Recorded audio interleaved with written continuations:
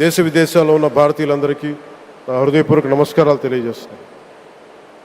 ఈ నేల బానిసగా ఉండదు. ఈ జాతి ఎవరికి తల వంచదని సవాల్ విసిరిన అసామాన్య విప్లవ వీరుడు అల్లూరి సీతారామరాజు గారు.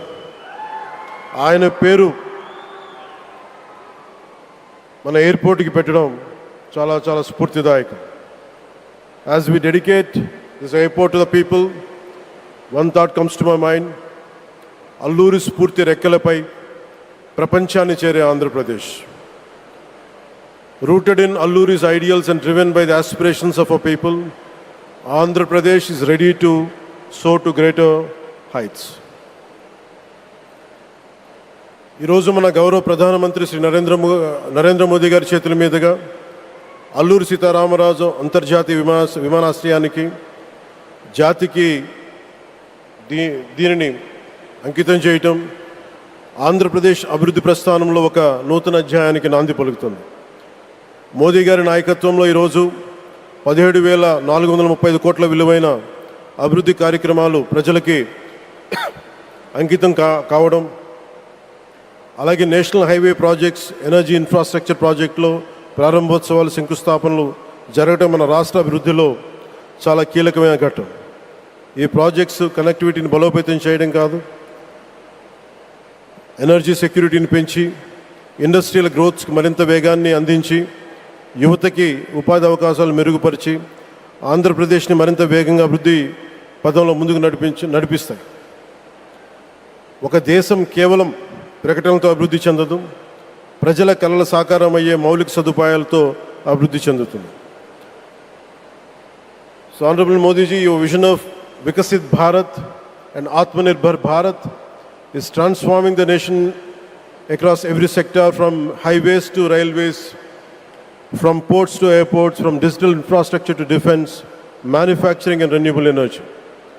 చరిత్ర కేవలం మన నిర్మించిన కట్టడాలను మాత్రమే గుర్తుంచుకోదు, వాటి ద్వారా నిర్మితమైన భవిష్యత్తుని గుర్తుంచుకుంటుంది. ఈ విషయం మీ నాయకత్వంలో ఆంధ్రప్రదేశ్కి లభిస్తున్న అభివృద్ధిలో చాలా చాలా స్పష్టంగా కనిపిస్తూ ఉంది. ఇదివరకే విశాఖపట్నంలో 2 లక్షల కోట్ల పైగా పెట్టుబడులు, అందులో ఎన్టీపీసీ గ్రీన్ హైడ్రోజన్ హబ్, జాతీయ రహదారులు, రైల్వే ప్రాజెక్టులు, అలాగే అమరావతి కోసం 50,000 కోట్ల పెట్టుబడులు, రాయలసీమ అభివృద్ధికి 13,400 కోట్ల ప్రాజెక్టులు మన రాష్ట్ర అభివృద్ధికి బలమైన పునాది వేస్తున్నాయి. South Coast railway zone at Visakhapatnam ఏర్పాటు ద్వారా ఆంధ్రప్రదేశ్ ప్రజల చిరకాల ఆకాంక్షను సాకారం చేస్తుంది. ఈ కార్యక్రమాలు మరిన్ని పెట్టుబడులు ఆకర్షించడంతో పాటు ప్రత్యక్షంగా పరోక్షంగా 20 లక్షల పైగా ఉపాధి అవకాశాలను సృష్టించి స్టేట్ ఇన్ఫ్రాస్ట్రక్చర్ని మరింత బలోపేతం చేస్తూ ఆర్థికాభివృద్ధికి మరింత బలాన్ని అందిస్తున్నాయి. అలాగే గౌరవ చంద్రబాబు నాయుడు గారి నాయకత్వంలో, ఆయన మార్గదర్శకత్వంలో, వారి నాయకత్వంలో ఆంధ్రప్రదేశ్ దేశంలోనే అగ్రగామి రాష్ట్రంగా అవతరిస్తూ ఉంది. ప్రత్యేకించి ఈ విమానాశ్రయానికి అల్లూరి సీతారామరాజు గారి పేరు పెట్టడం ఆ మహావీరుడికి నివాళి మాత్రమే కాదు, ఆయన ఆశయాలను, ఆయన స్ఫూర్తిని భావితరాలకు అందించే చాలా చాలా గొప్ప నిర్ణయం. జి మల్లికార్జునరావు గారు, జిఎంఆర్, అందరూ ప్రేమగా పిలుచుకున్న జిఎంఆర్ గారు, వారు దీన్ని కట్టడం శ్రీకాకుళం జిల్లా నుంచి వచ్చి, రాజాం నుంచి వచ్చి శ్రీకాకుళం వెనుకబాటుతనానికి ఆయన కృషిని ట్రస్టుల ద్వారా అందిస్తూ ఆయన నేతృత్వంలో, ఆయన నాయకత్వంలో ఎయిర్పోర్ట్ నిర్మించడం మనందరికీ చాలా చాలా గర్వకారణం. ఈ సందర్భంగా మనందరం ఒక నిర్ణయం తీసుకోవాలి.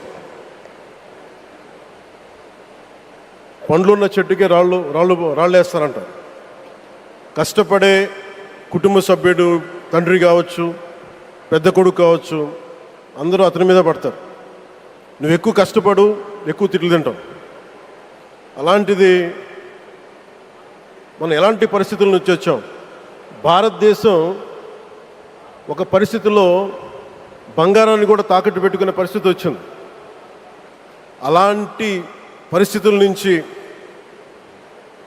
దశాబ్దం పైనుంచి మూడోసారి ప్రధానమంత్రిగా ఆయన ఈ రోజున మన దేశాన్ని నడిపిస్తూ ఉన్నారు. అలాంటి ప్రధానమంత్రిని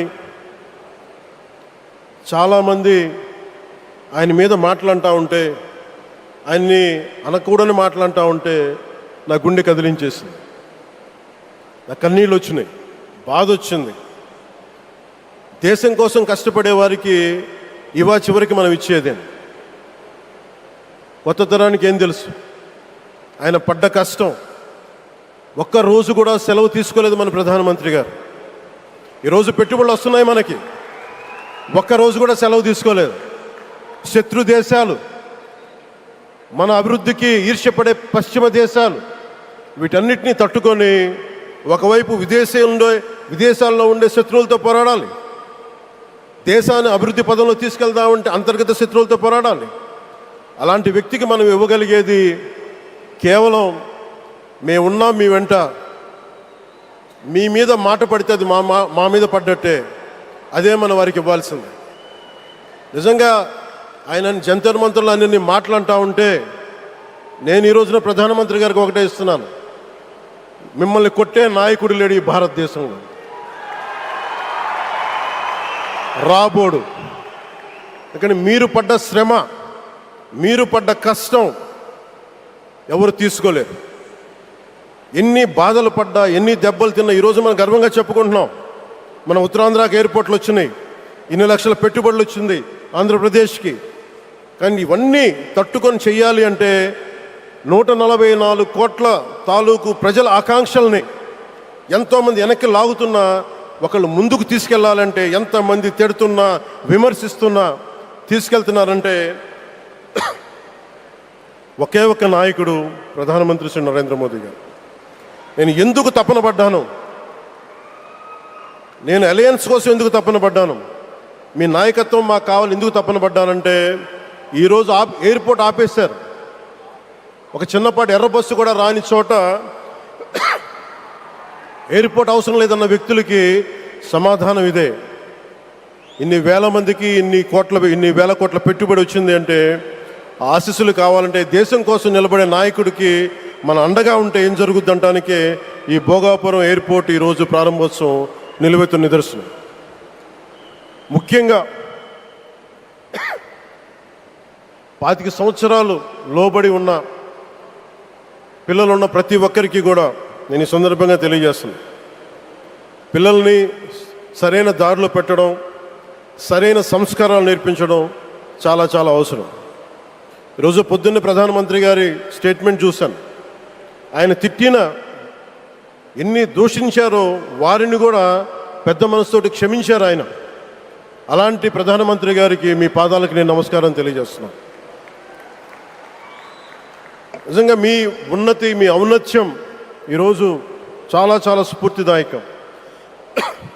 భారతదేశం మీ అందరికీ కూడా, ప్రజలందరికీ కూడా, ఆంధ్రప్రదేశ్ ప్రజలందరికీ కూడా, దేశ ప్రజలందరికీ కూడా ఒక నాయకుడి కష్టాన్ని మనం వెంటనే గుర్తించలేం.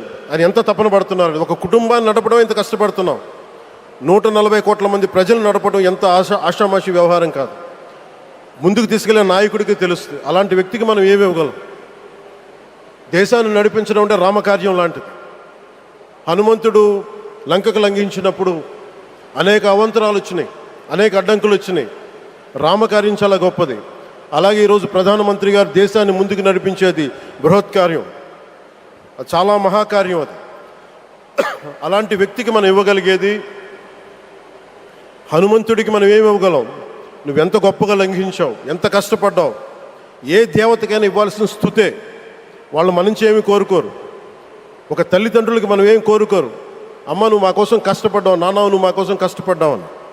అలాగే ఈ దేశ ప్రధానికి, సెలవు తీసుకోకుండా పనిచేస్తున్న ఈ దేశ ప్రధానికి మనం ఇవ్వగలిగేది, మీరు మా కోసం ఎంత కష్టపడ్డారు, మీరు మా కోసం నిరంతరం ఎంత శ్రమ తీసుకున్నారని చెప్పడమే మనందరి కర్తవ్యం.